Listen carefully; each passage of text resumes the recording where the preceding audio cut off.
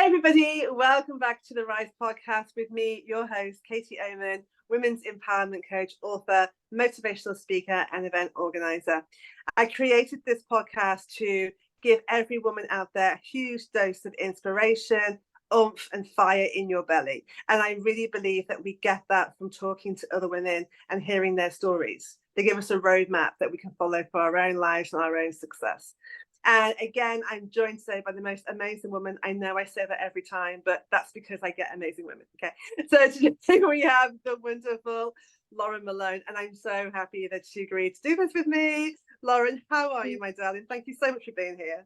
Oh, Katie, thank you so much. I'm really, really excited to be here. And I love that so much. You know, we rise by lifting others, don't we? And it's just so exciting to be here and to have heard the other stories and the stories to come I'm really honoured to be here to share mine.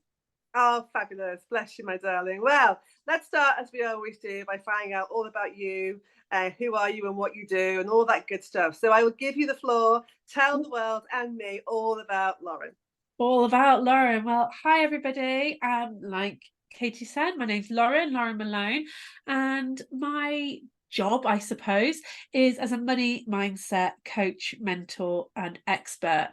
And I'm super, super passionate about supporting small business owners, entrepreneurs, solopreneurs, fempreneurs, founders, whatever we want to call ourselves, supporting them to make lots of money, but do so in a way that feels really, really good as well. So I work with people who are driven by the impact that they have on the world and the difference that they make to the lives of others and the world around them, but they still want to fulfill their financial goals. And that's something I feel really, really passionate about, is that we can help people, we can be amazing, and we can make lots of money. And that's what I help people do, is break down those money blocks that self-sabotage, being really, really, well, I can't speak, being really, really wealthy. And it's just something I feel absolutely hugely passionate about.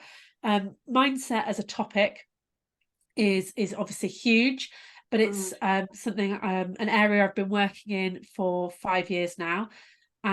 Coaching, been doing for decades. So I did coaching before I realized that I heard the word coaching, just from working in hospitality and in fast-paced environments, and then into like leadership roles, and was doing lots of coaching, and then learned more about mindset, went into the world of NLP, so neuro-linguistic programming, for those who aren't aware, hypnosis, but then also I'm really fascinated by the psychology and the neuroscience of it all. So I talk a lot about that as well. Wow, that's amazing. I love that. And actually, I know that one of the biggest issues, I talk a lot about this with my clients, is women, I feel, I'm sure you bear this out, is that we're almost having to learn as we go, because it feels like our generation is the first time really that women have been fully responsible for their own money and earning their own money and not having to rely on a man. And so it's like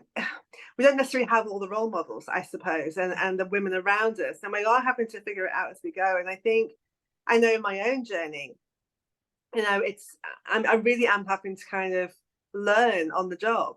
So I think what you're doing is really valuable, and I think it's very needed. You know, I'm sure that you see lots of different challenges in women in the work that you do.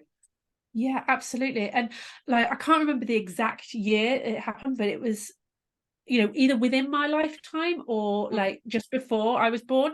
I was born in 86, and women were only just allowed to like get a credit card on their own, or like open it or get a mortgage without having a man's name on it, or, you know, something like, you know, one of those kind of, when you think about it, like, what freaking hell, like, this is bonkers, like, absolutely weird to think that that is a relatively modern sort of change.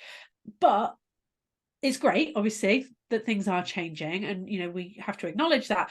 But for us and our generation of women, is those beliefs about women's roles within finances and bringing finances home and making money, they've all been passed down generationally.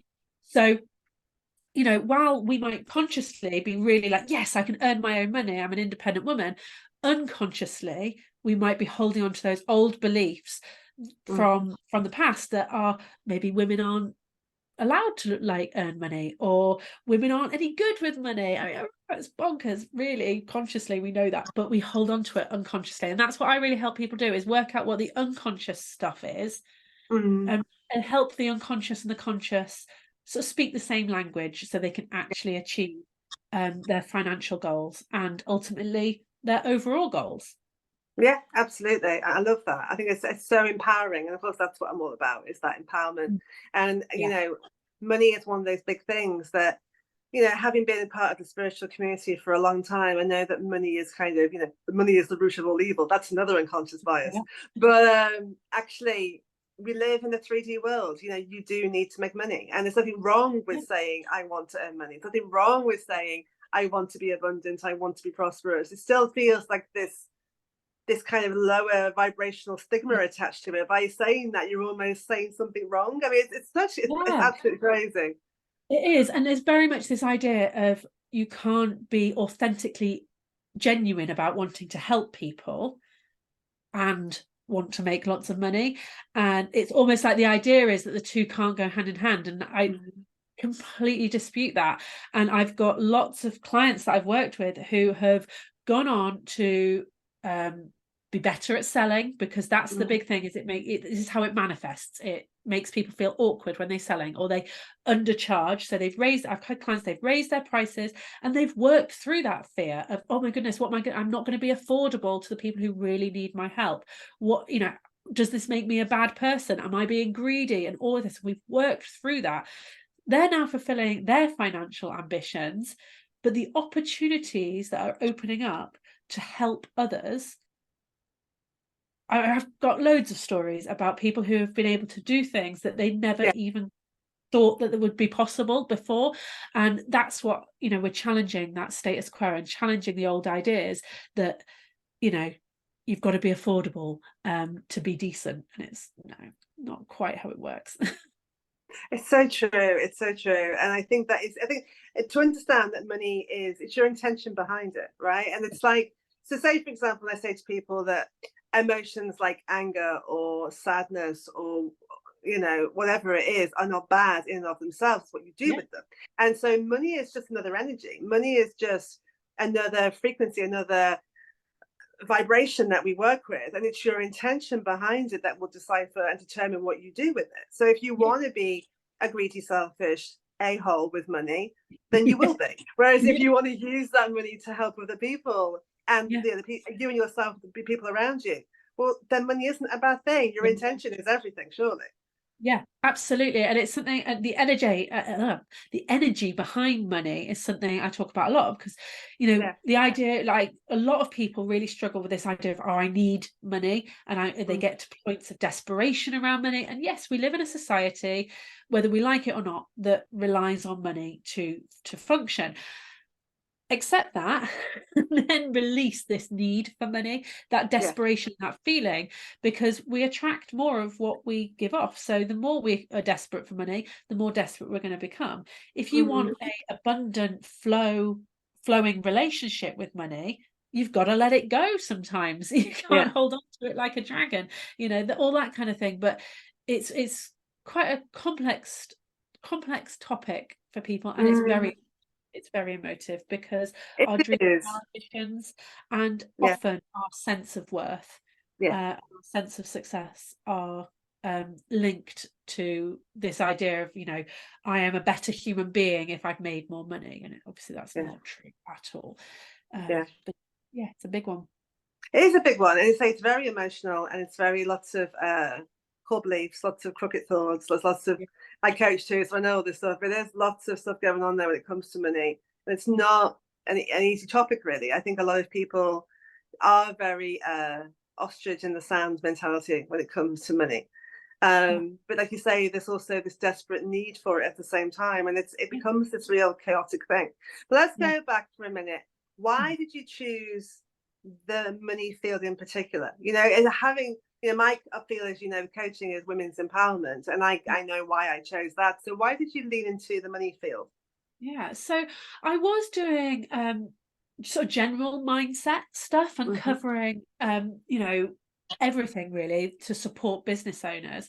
And what I found from that work is so often it was coming back to the money stuff. And I also found that I was feeling really lit up when I was supporting people with some of the strategies around the money. So like a pricing strategy, using the, you know, the mindset stuff first, dealing with the mindset, always mindset first in business, but getting the mindset stuff done, mastering their money mindset, and then putting in the strategies and seeing those people go on and get those results, Mm. and then go on and make changes that impacted more people. I was like, this is my ripple effect, this is my purpose. And I felt so aligned. And you know, just being in networking meetings where people would say, "Oh, it's not about the money," and I'd be like, What business are you running? Like, what are you talking about? It's not about the money." Like, of course, it's about the money. It's allowed to be about the money and about the Yeah. impact. And it used to just really wound me up, and I used to feel this like inside, and I was like, right, what is this emotion, and why do I feel this anger at Mm.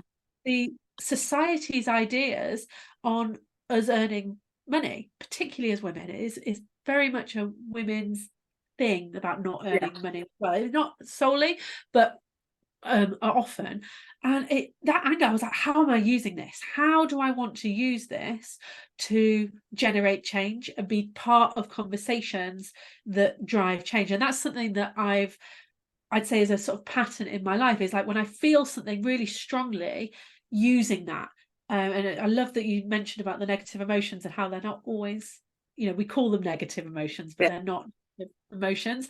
And how do we use them, and what is behind them, and how can they drive us forward um, Mm.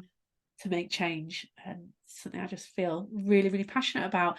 And you know, I had to do my own money stories. I had to work on my own stuff. I remember when I started my business feeling, oh, I don't have a sort of sob story. I don't have this. I, you know, grew up on a council estate, struggled, ate out of a bin story. And, you know, there are people who experience that. My heart goes out. Like, Mm. from a compassion level, I can really like feel for that. And but I also felt like, well, maybe I don't deserve money and riches because I haven't experienced certain hardships.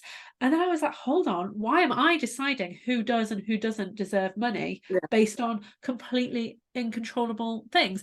And that's the money stories that I had to do for myself as well. And I found it really, and it is always a work in progress, as all mindset is, but I just find the topic fascinating. Oh, absolutely. And I love that you mentioned that. I do think that, if you're working as any type of coach or you're helping people, there are two things. One, there is this kind of mindset that Mm. you have to have this really traumatic, rough beginning to be Yeah, worthy of like kind of the upswing of your life. yeah, And the other one is that if you're helping other people, then you should have none of your own problems or issues. That yeah, somehow you're sitting on perfect mountain and your life is all great and rosy. And like yeah, both those things are a load of crap. They really yeah, are. And I say, look, yes, I can help people because I've been through X, Y, and Z, but that doesn't mean that my life is perfect. Good Lord, yeah, I'm living in the UK in 2023. Whose is? yeah. Like, Yeah, absolutely. And I got some of the best results for my clients last year, mm, particularly. So I had my second child in April last year. And so around the time that she was sort of 5, 6 months, I went through a really dark patch yeah, for myself. My own mental health was struggling. I was putting extremely high expectations on myself, comparing myself to other people. I was getting desperate around money. So the exact thing that I support people not to do, I was absolutely doing it. And the imposter syndrome was rife. How can I help other people when I'm feeling this way that I mm, shouldn't be feeling? Again, all this pressure on myself to think differently when that's where I was at. yeah, But yeah, I was still getting amazing results from my clients, and they were going on to smash financial goals and to go on and do some amazing things. And it wasn't really until afterwards I was like, whoa, like that was really interesting that I was putting all that pressure on myself I was saying I can't do this job because I'm not living and breathing it in this moment, rather than, oh look, I'm a human being. Because I am. No, it's crazy, and I so agree with you. But I'm of the mindset that everything happens for you, not to you. Yes. So it's like, well, you can't control the Yeah. externals, but you can always control yourself. So how can you switch this in a positive way? What can you do with it to help Yeah. yourself and other people? You know, what's the big lessons, that kind of thing. So I love that, because I guarantee you, it's actually probably made your coaching even better, because you've gone through it personally, so you can really Yeah. resonate with other people now. Yeah, I think it's made my coaching better. Mm, It's also taught me a lot about myself, yeah, and really important lessons about the expectations I put on myself, and the importance of taking a break and listening to my body. All stuff that I was very good at telling other people, but I had to experience that to learn the lessons. But it also taught me about how it's okay to be vulnerable. Even mm, in my position as an expert, which I am, I'm still allowed to not be perfect, yeah, and still allowed to make mistakes, and I'm still allowed to not be woohoo every day, every moment of every day, because that's not reality for anybody. And it, because I experienced it and owned it and talked about it, and I'm happy to, that has opened more opportunities yeah, for me, um, and grown my wealth because of that. yeah, So that's what it was, the real lesson. And like you said, it happens for you. It was a yeah, gift. It was hard at the time. Didn't quite know at the time all of the gifts. But yeah, like you said, like sometimes it's going, hold on, what's going on here? And yeah, why? Why am I experiencing this? What what benefit is this to me? And a lot of people, in business, when you experience something that didn't go to plan, well, it's like, well, there's a plan here. yeah. Of course there is, and it's to understand that and see it from that mindset. You know, I ran a workshop about 4 or 5 years ago now, and I did loads of prep beforehand, loads spent money, spent time, loads of energy, and on the day itself, one woman came, one, Yeah. Yeah. and I did the morning with her. I was trying to keep it together. I was trying to be very professional. And at lunchtime, I legged it over to where my mum was working, and I burst into tears. And I was like, oh my God, one of them, right? Yeah. And she, as mum said, she put me back together, and she said, now listen to me. You go and help that woman and make it the best goddamn day for her. And we will debrief afterwards. So I did. And she had an amazing time. Yeah. Really helped her. But then it showed me that thing, I think, of you can have huge dreams and goals, nothing wrong with that, of helping all, like, millions of people, Yeah. but there's also huge power in helping one person as well, Yeah. and don't lose sight of that. Yeah. Absolutely. And yes, we can want to help millions, but a million is made from lots of ones. Yeah, I love that. And it's the same with money, it's the same with impact. Mm, And I talk about it with the money thing. It's like, don't walk past the pennies that you see on no, the street. I don't. Don't. I think my every time. I don't care. I'm like, Yeah, I found one this morning and I was like, yay, I'm a money magnet. Fantastic. Like, I was walking my little boy to preschool and I was like, yeah, this is really exciting. Like, oh, look, we've made money. We were like, woo. And yeah, it was a penny, but you don't get £1,000,000 from, it starts with pennies. Like, yeah, every penny made into a pound and it all builds up. So if you have the attitude of that's not enough, it'll never be enough. And the same yeah, with like the people.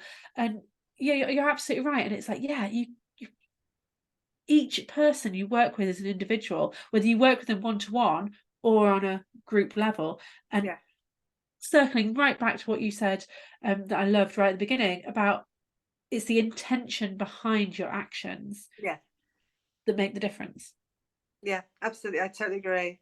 Um, I suppose there's been quite a shift in the work you do and the type of people you're seeing with the financial crisis, cost of living, shall we call it? Yeah. I want to look calling it recession. I don't know, but I suppose we have to window dress these things up. Yeah. Um, has it really changed the work that you're doing at this time? I'd say yes and no, in the sense that it's changed that the issues that people are coming up with are, you know, we're hearing a lot of like people aren't spending money at the moment, and that wasn't necessarily something that people were saying before. But then we've always got seem to have an excuse for reasons people aren't spending money, whether it's a cost of living crisis, whether it's Christmas, whether it's a pandemic, whatever it is. We're very good at making excuses for things not going and putting blame for our Yeah, businesses not performing the way we want them to on society's relationship with money, when actually if we look inwardly, what are we deciding, what decisions are we making that probably aren't true, or possibly aren't true, definitely aren't true in some cases, that is impacting that. So yes, I have seen that, but I'd say the general gist is the same, that, you know, we've all got money stories, we're all making generalizations, and we all, you know, and I include myself in this. So yeah, I absolutely have stories that come up and I'm like, oh, caught myself there. And it's really important that we do this work if we want to continue to impact others. yeah. No, I absolutely, definitely. I was watching a really good program the other day on Netflix. It's Why Men Earn More Than Women, hosted by Karen Brady.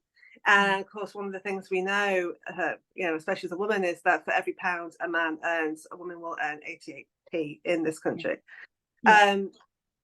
Obviously, you deal with a lot of entrepreneurs and Yeah. self-employed people, but do you see a discrepancy in how women get paid, and that the money that women are able to pull into their lives as opposed to men? And what can women really do about this? I mean, I was watching that TV show and was talking about, you know, addressing the issue personally rather than waiting for society to fix it, which I think is great.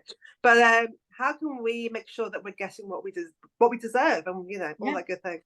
Yeah, absolutely. So yeah, I do see this happen, and it really does manifest in sort of the self-sabotage, you know, undercharging, or, you know, people say like, oh, I hate selling and I feel really icky around selling, and having these conversations when actually you're offering a service that makes a difference to somebody's life, you're solving somebody's problem.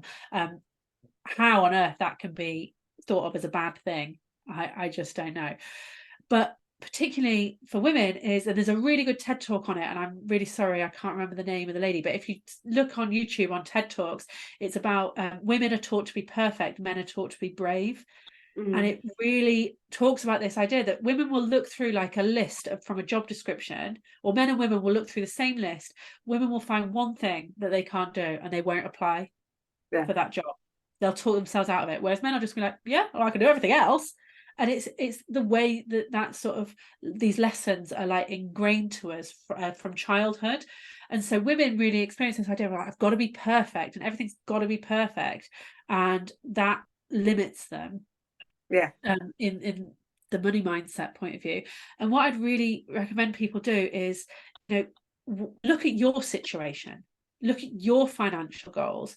You know, it doesn't matter that a man or another woman or anybody doing a similar role to you is earning a different amount, because what matters is, are you fulfilling what you need in your life and what works for you?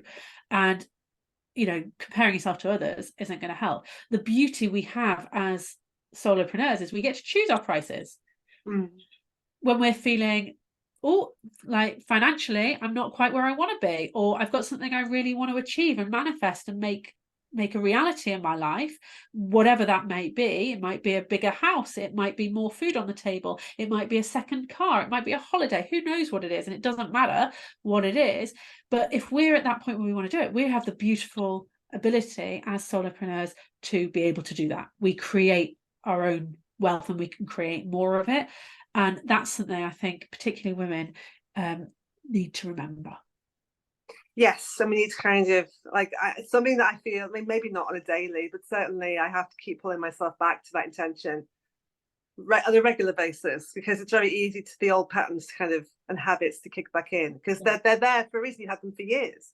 You know, doing therapy, my therapist said to me, but Kate, you're dealing with 41 years of doing something one way. So don't be hard on yourself going, you know, well, I know this, why can't I change? You have it takes practice, it takes repeated practice, and the more you practice, the easier it will become. Yeah, absolutely. And, you know, from a neuroscience point of view, like one thought doesn't make the difference. It's that thought repeated and repeated, that neurotransmitter, your body releases a substance called myelin that it will actually grease the tracks to make it easier. There's something physically going on when you practice thoughts that serve you and Yeah. habits that serve you. And it's why, you know, what's the phrase, practice makes progress. And Yes. I love moving it that. Not perfect, because it doesn't exist, definitely not right? perfect. We're not aiming for perfection. It doesn't exist. So, Mhm. but yet women are taught to try and aim for something that doesn't exist. No wonder we get so messed up. Well, absolutely. And you know, women face challenges that generally, and I'm making big generalizations here because obviously everyone's circumstances are different. But if I think about my journey and starting my business, I was 8 weeks pregnant with my first child when I started my business. I've now got two, so two under four.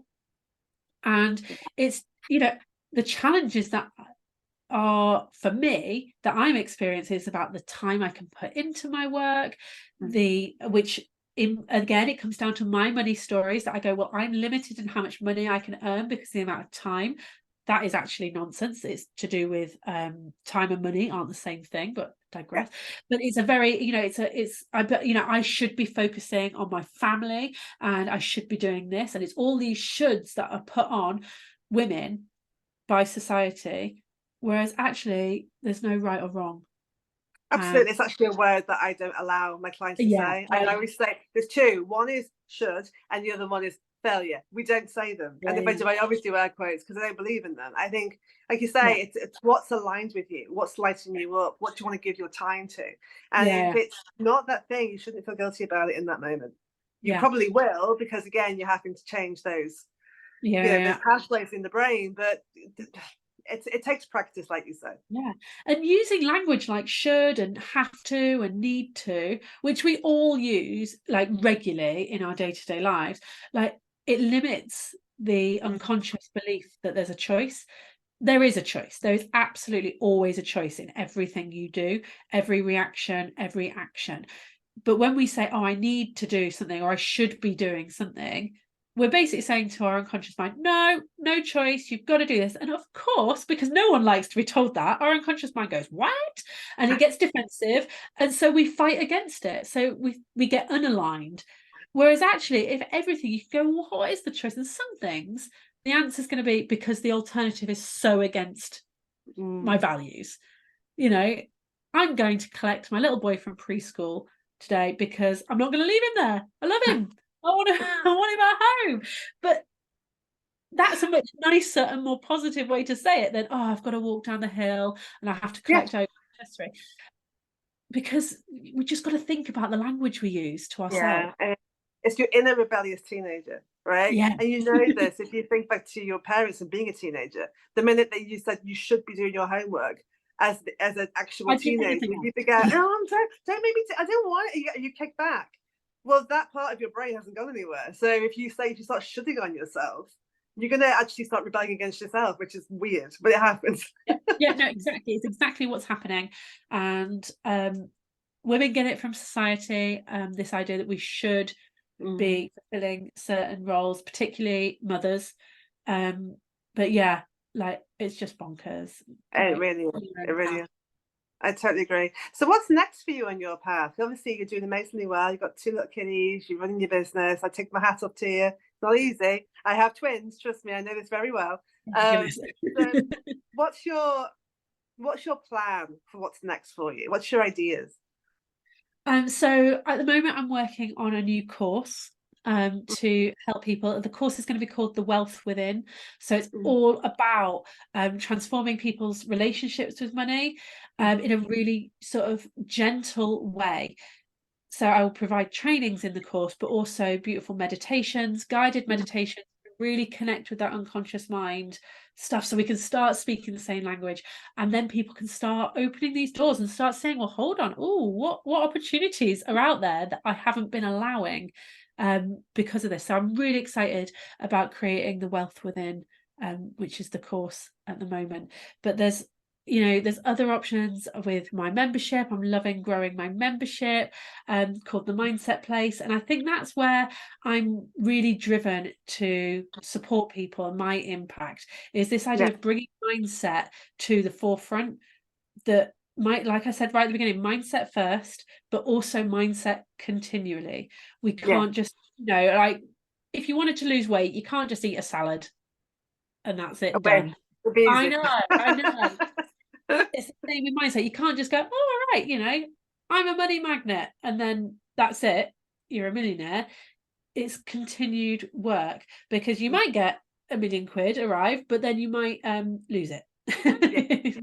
So it's about generating wealth and enjoying wealth and um, creating wealth and the mindset to support society as a whole to change these attitudes. That's what I'm all about.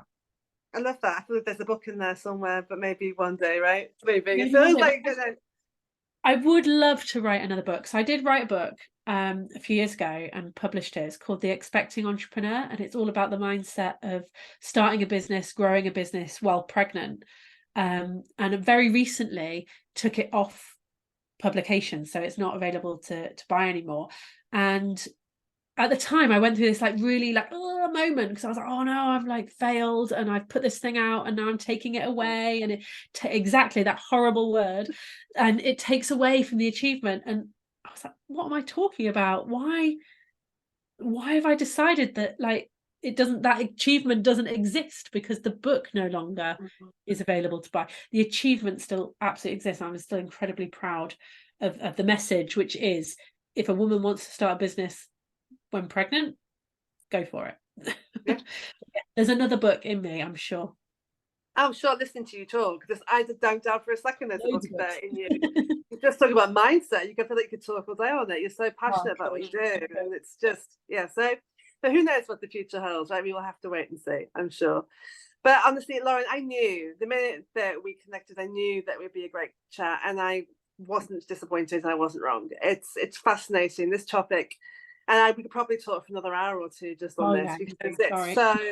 there's so many different avenues, there's so many different factors. But I hope everybody watching, it's given them food for thought, and a lot of takeaways that they can apply for themselves in their own lives. So huge thank you. Where can we find you if you want to find out more about you and the work you do? And I will put Yes, all these links down here, by the way, so go and check them out after the video. yeah, so find me on Instagram. I'm at lauren.malone.coaching. I'll also, Katie, send you the link to pop in the show notes for my ebooks. So I've got an ebook all about pricing, and I've got an ebook all about actions that you can do to manifest more money that Wonderful. feel really good. So I'll send you those so people can download those for free. But yeah, connect with me on Instagram, and you know, ask me your questions about money mindset. Tell me what's going on for you, and I can maybe direct you to some support or advice that'll help you start to shift those money blocks. That's wonderful. You're going to be inundated now. You do realise I this. hope Just so. yeah. Love it. I love hearing from people, because it's all learning, isn't it? And you know, we're all very blinkered in a way by our own experience. So the more people I can talk to, the more people who will challenge me as well. Say, hold on, I heard you on that podcast and I liked this, but I hated it when you said that. What on earth were you talking about? That doesn't resonate at all. That's the really powerful conversation, and I get really excited about all that. Love that. Love that. You're always learning, always growing, always developing. It's beautiful. Yes. Lauren, thank you so much, my sweetheart. It's been a pleasure and an honour. And I've actually got a lot out of it today. So just thank you so much, genuinely. Amazing. Thank you so much for having me. You're very welcome. Guys, thank you for watching this video as per. If you like it, give me a little subscribe. I really appreciate it. And share as you would like to. But I will definitely see you on the next one for another fantastic conversation. Sending you lots of love. Bye.